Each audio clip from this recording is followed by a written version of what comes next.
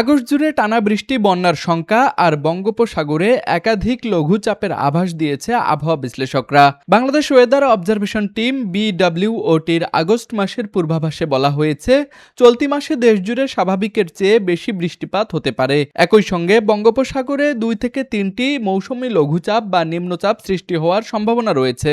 ভারী বৃষ্টির কারণে রংপুর, সিলেট ও ময়মনসিংহে বন্যার ঝুঁকি রয়েছে।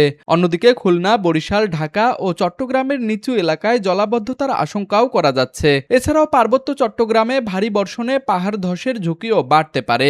পূর্বাভাসে আরও বলা হয়েছে, মাস জুড়ে দেশের বিভিন্ন নদ নদীর পানি বৃদ্ধি পেতে পারে এবং কয়েকটি নদীর পানি বিপদসীমা অতিক্রম করতে পারে। তবে স্বস্তির খবর হলো, আগস্টে কোনো ঘূর্ণিঝড় বা বড় ধরনের তাপপ্রবাহের আশঙ্কা নেই। তবে বৃষ্টির বিরতিতে আর্দ্রতাজনিত ভ্যাপসা গরম জনজীবনে অস্বস্তি বাড়াতে পারে। তাই সম্ভাব্য বন্যা এবং দুর্যোগ মোকাবিলায় সংশ্লিষ্টদের আগাম প্রস্তুতি নেওয়ার পরামর্শ দিয়েছেন আবহাওয়া বিশ্লেষকরা। Desk report, RCTV।